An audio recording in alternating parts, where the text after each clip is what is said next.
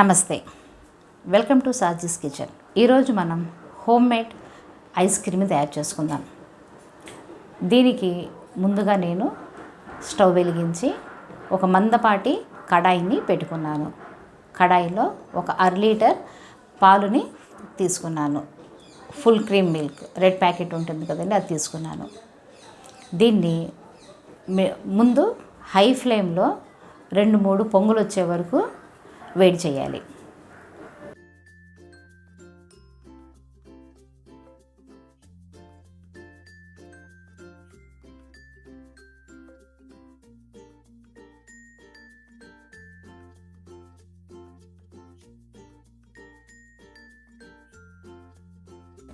ఇప్పుడు 2-3 పొంగులు వచ్చేసినాయి కదండి పాలు.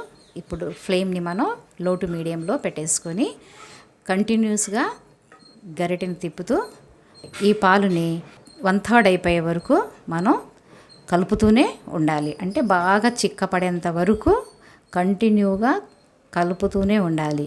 కలపడం ఆపేసామనుకోండి కింద అడుగంటిపోతుంది. అలా కాకుండా ఉండాలి అంటే మనం కలుపుతూనే ఉండాలి. పక్కలో మీగడ పేరుకుంటూ ఉంటుంది, దాన్ని కూడా క్లీన్ చేసుకుంటూ పాలని కలుపుతూ ఉండాలి.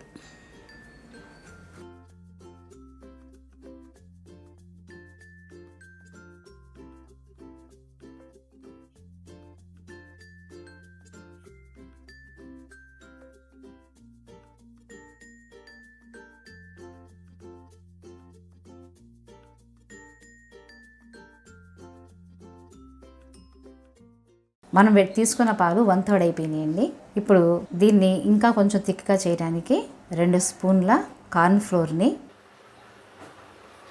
2 టేబుల్ స్పూన్ల పాలల్లో బాగా కలుపుకోవాలి. చల్లటి పాలల్లో కలుపుకున్న ఈ కార్న్ఫ్లోర్ని ఇప్పుడు మనం ఈ పాలల్లోకి మనం కలిపేసుకోవాలి.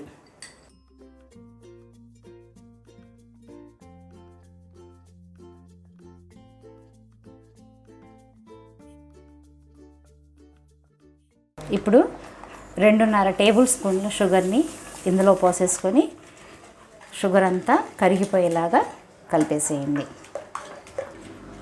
చూడండి ఈ థిక్నెస్ ఎలా ఉందో ఒకసారి మీకు చూపిస్తాను. ఇలా థిక్ అయిపోయింది. కార్న్ఫ్లోర్ వేయంగానే పాలు మనవి చిక్కబడిపోయినాయి. ప్లస్ పంచదార కరిగేంత వరకు దీన్ని ఇట్లా కలుపుతూ ఉండండి. ఇప్పుడు ఏం చేస్తారంటే 1 టేబుల్ స్పూన్ కండెన్సర్ మిల్క్ని కూడా ఇందులో యాడ్ చేసేయండి. ఇది ఆప్షన్ అండి. ఇది కనుక లేకపోతే ఇంకొక టేబుల్ స్పూన్ షుగర్ని వేసుకోండి. ఎందుకంటే కండెన్సర్ మిల్క్ తీయగా ఉంటుంది కాబట్టి నేను షుగర్ తక్కువ తీసుకున్నాను. పంచదార కరిగిపోయిందండి. ఇప్పుడు మనం స్టవ్ ఆఫ్ చేసేసుకోవచ్చు.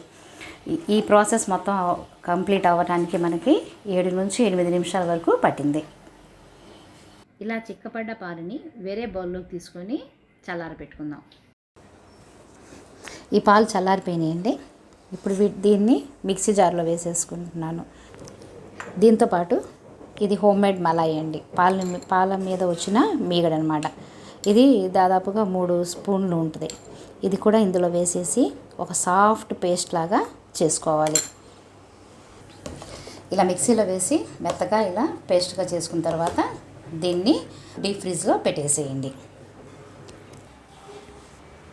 8 గంటలు అయిపోయినాయండి. ఫ్రిడ్జ్లో ఐస్ క్రీమ్ పెట్టి మనం ముందు ఒక 4 గంటల తర్వాత ఒకసారి ఐస్ క్రీమ్ని బయటికి తీసి మిక్సీలో వేసి మధ్యలో గ్యాప్ ఇచ్చుకుంటూ, అంటే మిక్సీ జార్ వేడెక్కకుండా గ్యాప్ ఇచ్చుకుంటూ స్మూత్గా బ్లెండ్ చేసేసుకొని మళ్ళీ ఇదే బాక్స్లో పెట్టేసి దాని మీద ఈ పాలిథిన్ కవర్ని ఇలా కప్పేసి మళ్ళీ ఇంకో 4 గంటలు ఫ్రిడ్జ్లో పెట్టేసామండి. ఇప్పుడు టోటల్గా 8 గంటలు అయిపోయినాయి. ఇప్పుడు మన ఐస్ క్రీము కరెక్ట్గా పర్ఫెక్ట్గా సెట్ అయిపోయింది. నా దగ్గర స్కూప్ లేదు కాబట్టి నేను గరిటెని యూస్ చేస్తున్నాను. ఐస్ క్రీమ్ తీసే ముందు గరిటెని గోరువెచ్చని నీళ్ళల్లో ముంచి ఐస్ క్రీమ్ తీస్తే ఐస్ క్రీమ్ చక్కగా వస్తుంది. చివరిగా కొన్ని చాక్లెట్ చిప్స్ తోటి గార్నిష్ చేసుకున్నాను. అంతేనండి.